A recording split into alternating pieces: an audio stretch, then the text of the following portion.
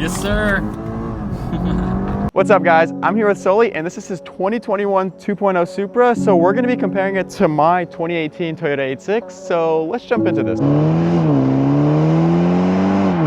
This thing just feels good. Like, It's just so much fun.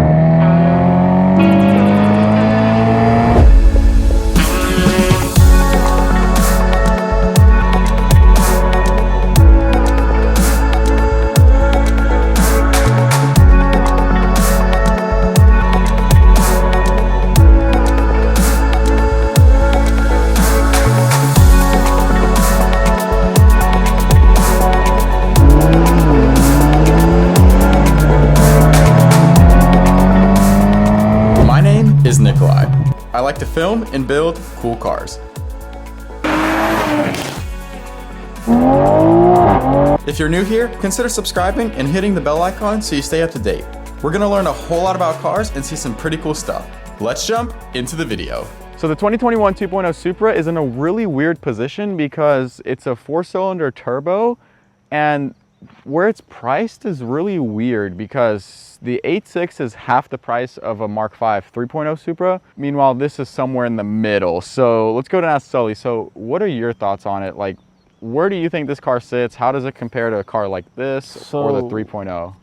I mean, like you said, it is in a very, very weird spot because, you know, it's kind of hard to compare the two. You know, NA 4-cylinder versus a turbo 4-cylinder. This one has a little bit more power, but it's really, at the end of the day, can you justify the price difference? You know, after being in a BRZ and being in one of these, personally, I think I would spend roughly the extra 10 grand to pick up a 4-cylinder Supra. Now, the real question is, when you get to that point, can you justify spending another 10 grand to get a 3-liter Supra? Yeah, for sure. It's really weird because it's like a never-ending cycle where it's like, well, if I just pay 10 more for the, you know, the 2-liter Supra, oh, well, I might as well just go the extra, you know, 10 for the 3-liter. Exactly. So for another 10, I can go for a 3.0, which it just feels like a never-ending cycle, and it's really weird because at the end of the day, the architecture of these cars is very similar. They're 2-door coupes. They have 4-cylinder engines. This one just has a turbo. I think it all comes down to, do you like the way the Supra looks? And also, do you want that turbo? Exactly. So, you know, a lot of people are like, well, why doesn't Toyota just add a turbo to the 86? Well, if you do that, then it's going to be priced like this, which is, you know, low 40s around there. Exactly. Meanwhile, you could probably pick up a brand new 86 for like 25 grand. Besides the looks of the car, it's the fact that this one has a turbo and this one has 4 seats versus no back 2. seats. Yeah, so you don't get back seats. Now, granted, you can't even use the back seats in this car, so I wouldn't even count that as a huge difference. It's nice to have them, but you're probably not going to be taking, you know, kids to school and with a back seat like this, you know? So it's really interesting. Now, driving wise, the 86, so from my perspective as the owner of this car, it's a really raw driving feeling, and it just overall, it's a really fun car to drive. Yes, it does feel low on power, but once you're at like high in the power band, you really don't feel like you're lacking power because more so you're in the driving, like the raw driving experience. Rather than, okay, it's a straight line fast car, which is not what this is for anyways. It's just a really good, tight handling car.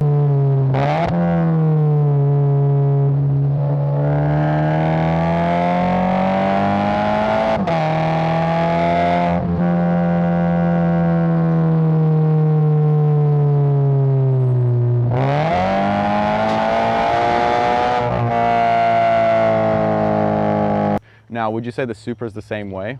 So the way they have this car set up, I think, is incredible. I think absolutely incredible.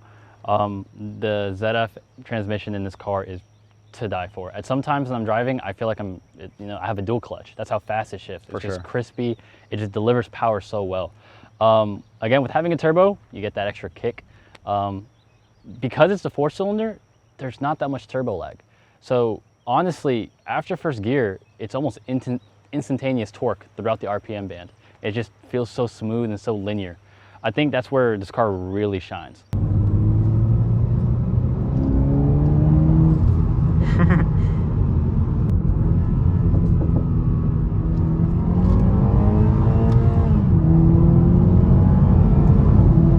Overall, I think if you look at the architecture and the way the chassis is set up, it's a very similar style of car. And surprisingly, what's kind of crazy is when you look at photos of a Supra, you'll think the Supra on photo is bigger than an 8.6. Yeah, it looks massive on photos. Yeah, for sure. But when we set the two cars up next to each other, they're almost exactly the same size. They're actually, the Supra's like ever so slightly smaller, which is like crazy. It's weird to say. It's, yeah. The dimensions of it and the way it looks and the aesthetics makes it seem a lot bigger than it really is. For sure, because you have like the big hood, the really large, wide, aggressive rear, quarter panels. The hips. Meanwhile, this car is probably a little bit more sleek and not more subtle. Yeah, it's more subtle, not as wide looking. So, if we're looking at just the way the car looks appearance-wise, I would say the Supra looks much better. But it does not say the 8.6 is a bad looking car. It's just that I think for that 10 grand, you're not only getting just a turbo, you're also getting a lot more than that. Yeah, you're getting like the BMW quality interior, you're getting the Supra name, the way it looks. Just overall, it looks a lot better in my opinion.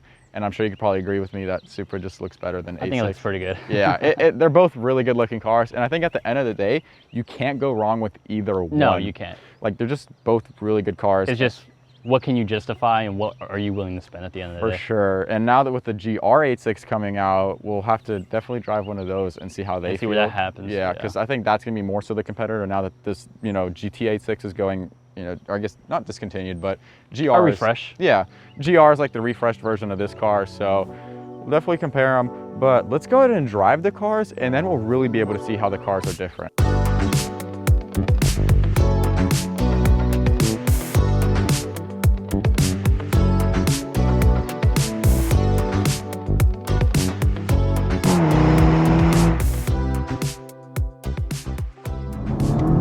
Automatically downshifts, it just goes. Yep, it just goes. Almost instantly. Oh yeah, you hear it. So, first things first, these cars are insanely fun to drive. Like, it doesn't really matter what you're in. Like, you can have a blast with anything. It just, it just gives you a different kind of feeling. Because this car is a little bit more raw. There's less, electronics. There's less gizmos going around. You can just really enjoy the car. And it's essentially a track toy on the street. First impressions is that it's a really smooth car.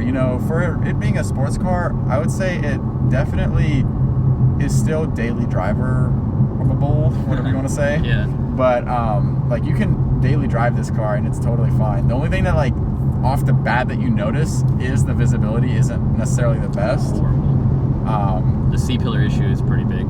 Yeah, it's like, you can notice it pretty instantly. Especially if you have a passenger in the car. For sure. Pretty bad. Yeah, and then also like the hood, like, I guess this comes from like the Mark IV, but having like that big hood and long, like you really see the hood. It takes a while to get used to, because at first when I had this car, I was like, I'm kind of like, I don't know the dimensions that well, and it felt so scary long. My biggest complaint with the GT86 is BRZ's, same platform, is the torque dip. So on the high end, these cars like to fall on their face with the torque. It's just, naturally aspirated problems. But, cruising around the street, just having fun with this thing, it's a blast. I love hearing those downshifts. Especially with this exhaust setup you have.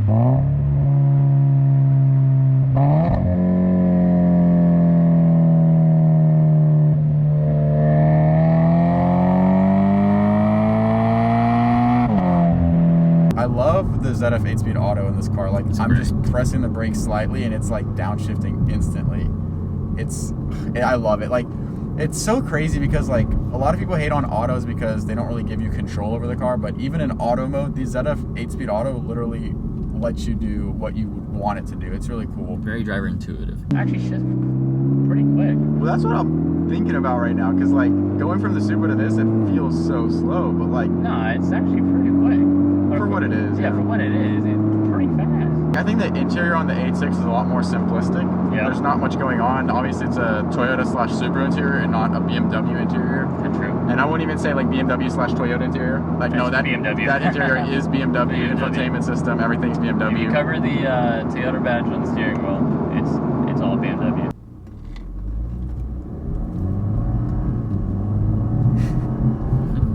It's shifts so fast. Yeah, it's crazy. Like, Sometimes I feel like I'm in a dual clutch. It's crazy. Exactly. Like just driving it here normally, just like in a normal acceleration. It just goes. Exactly. Like it's real nice. So let's go to toss it into manual mode and we'll downshift. So it is an 8-speed, so like it's just sitting at 4th gear at like, you know, roughly 45 miles per hour. Drop it one more if you want. Yeah, let's go. 3rd. Let's give it about half throttle.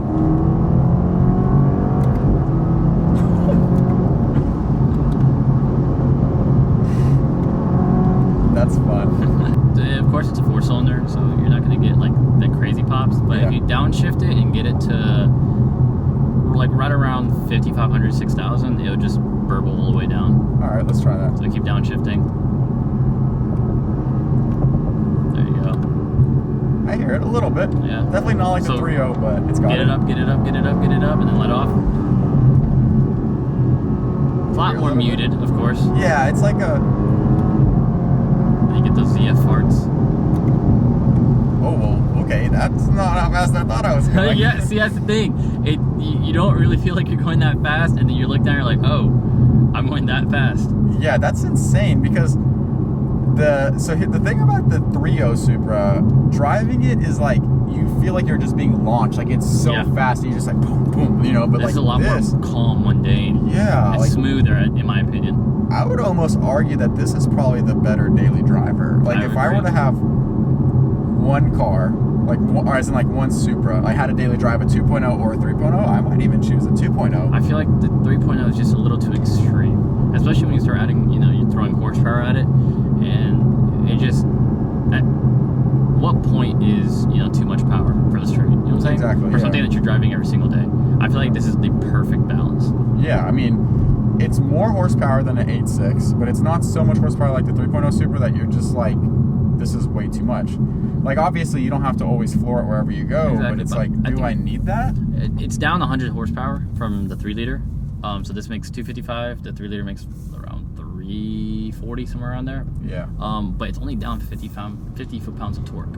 So that torque is what's gonna make you have a lot of fun around the street.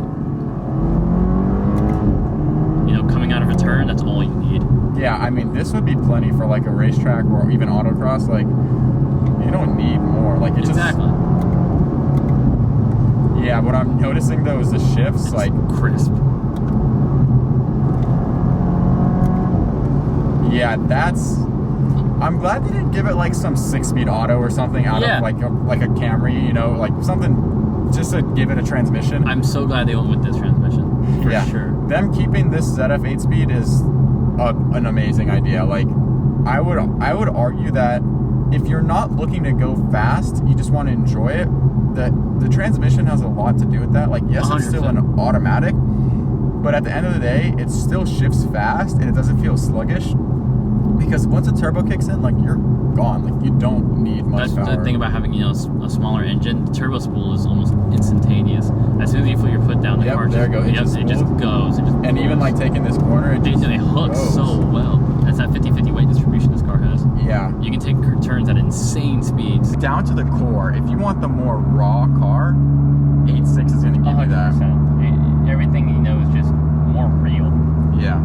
But the Supra is like, obviously the Supra is faster, it's probably going to handle, I don't know about better, but like just in the nature of it having more power, it's going to probably get better lap times and things like that. I mean, you know, usually when you see most autocross cars are, you know, 86s, BRZs, you know, because they already handle so well out the box. And it's just, I mean, honestly, lower this thing, put it in the exhaust, call it a day.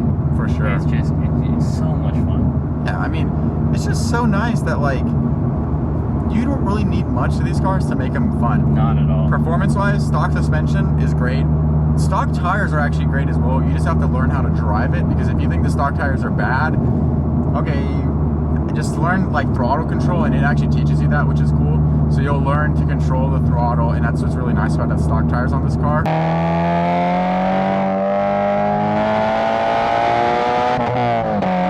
Literally the only thing I would say to make it more fun is to get an aftermarket exhaust. Yeah. And that's it. Like, if you could just do one thing to an 8.6, get an exhaust, it's fun.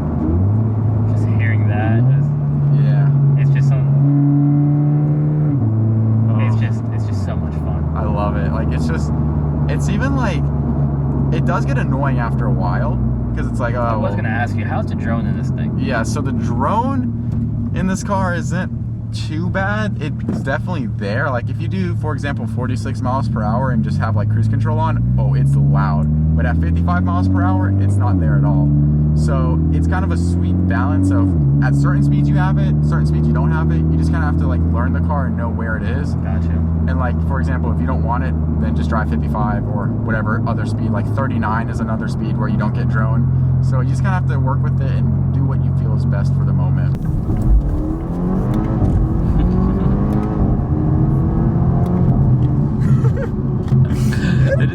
It'll kick out a little bit. You can get it to kick out for sure.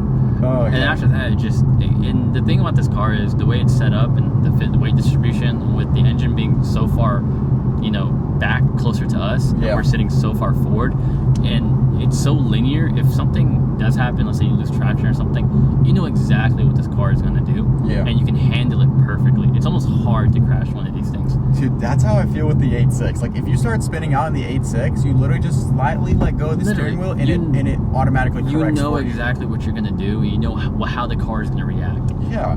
Like I'm so surprised with how similar this car feels to the 8.6 because like it's that shorter wheelbase. It's just once you lower this thing, it feels planted. It's interesting to see how the Supras hold up in the used market and see really how depreciation hits those cars, because if they hold their value pretty well and you can find 86s relatively cheaper, I think this is going to be like the better buy. But if let's say the 2.0's tank and they're $5,000 more, I think it's kind of hard to justify buying one of these over the Supra. Yeah, I think it gets down to, could you buy a new 8.6 for the price of a used 2-liter Supra? That's where it's like, okay, maybe the Supra's the better car, but then now you're comparing the new car to the used car, and it just feels like a never-ending cycle. It's different conversations. Yeah. It's just, at the end of the day, it just boils down to what you're willing to spend, and honestly, what you think you're going to have the most fun in. Some people out there, they're going to be like, I prefer the 86 over the Supra. Yeah. Me personally, I prefer the Supra over the 86. I agree. But me too. It's just, it goes down to personal preference and what people enjoy. Yeah. It's like, at the end of the day, I think both cars are going to give you everything you want. 100%. There's like nothing bad about them if you use them for what they're meant for. Exactly. If you use it for a straight line car, don't even if you want a Supra or an 8.6, like the 2-liter Supra to go in a straight line, different conversation. That's not even in the conversation. No. But we're talking about fun, spirited driving, just a good daily driver car that you can have, and also take it to the racetrack, to the mountain roads, canyons, whatever you wanted to have fun with it. These cars are amazing for it.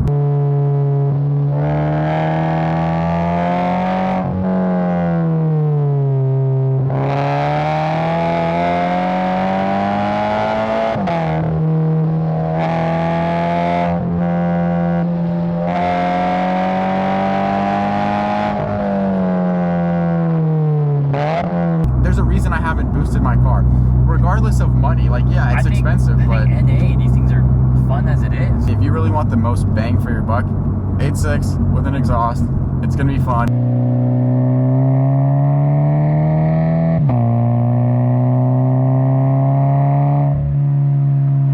There's a reason why people keep buying these things, and there's a reason why so many people want them. They're just fun little cars to have. Wait for it to hit the RPM band. Here we go. Yep. I miss being one of these. I miss being loud. I think that's what it is.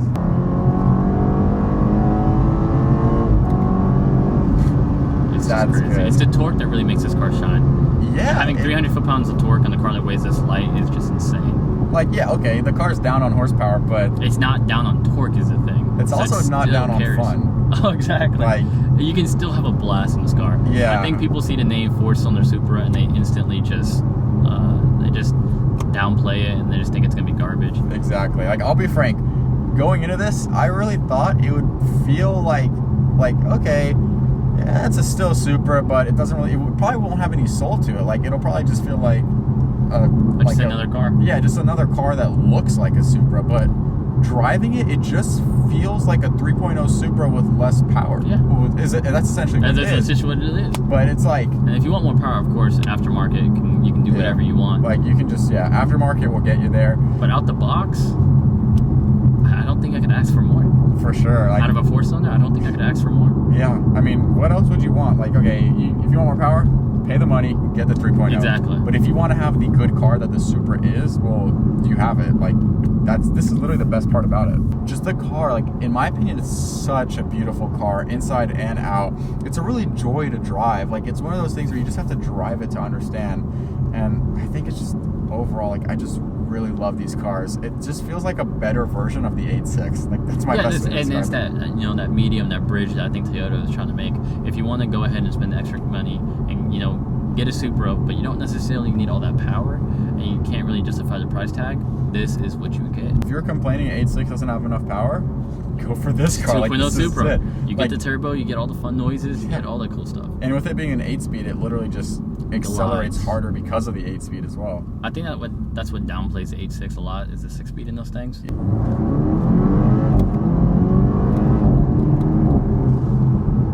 That thing hooks. Yeah, and you didn't even stop. Oh, I wasn't stopped? No, you're still rolling. I thought I was. That's just how, like, smooth this car is. Yeah, it's just, you don't, it's crazy how they, like, made this car. God, and just that ZF is just, dude, it goes. Oh my gosh, like, this thing just feels good. Like, yes, it doesn't throw me back like in my well, seat. you can have, but it's just fun power. You know what I'm saying? It's perfect for the streets. It just hooks, and you can just take these at just insane speeds. And it just feels stable. Like, yes, and like, it's not sketch at all. I feel, like, there's not one point when I'm driving this car where I feel unsafe. No, never. Like, I'm going pretty hard on it. I'm not going to say the speed, but pretty hard. Exactly. And it just handles it so well. It just goes back. Nose goes up. It just goes. Yeah, like, I love it. And that's a third. Yeah. It still has like, 5 more gears. Let's try second. Like, I'll get to do that same thing in second, but kind of go on and off with it. It's crazy. I'm interested to see how reliability is with this thing in the long run. Yeah, I mean, BMWs aren't really known for reliability, but, like, the newer ones are pretty good. That's what I'm saying. It's not like, I think people are stuck in the past. It's not 2008 anymore where these things break down like every other day. Yeah. You know? So, for the most part, I don't have any wood in here to knock on. But for the most part, I think this car's going to handle itself pretty well. Yeah. I think overall it's really good. And, you know, like, my final impression on the car, I think it's just a really good car. Like, it's one of those things where it's like, you just kind of have to know what you want it for. Yeah. If you want the car to accelerate fast, okay, get the 3.0. But if you're like, want everything except, like, this car offers everything. It's fast in a straight line. It can corner. It can do so much fun stuff. Like, what more could you want out of it? I don't know. I think it does its job right. Yeah, it does everything it needs. And, like, the transmission, like, here, just shifting, listen. Instantly. You go all the way It's to just 8. like, even if I if I go all the way to the 8th gear, it's like wop, wop, wop, and then that's insane. I mean, I love it. Like, my car, by the time it even thinks that I'm trying to shift, it's already just things already in 8th gear. It's a different feeling. It's a different atmosphere when you're in one of these. You know, it's not the same. For a street car, I think the 86 and the 2, that's where they shine.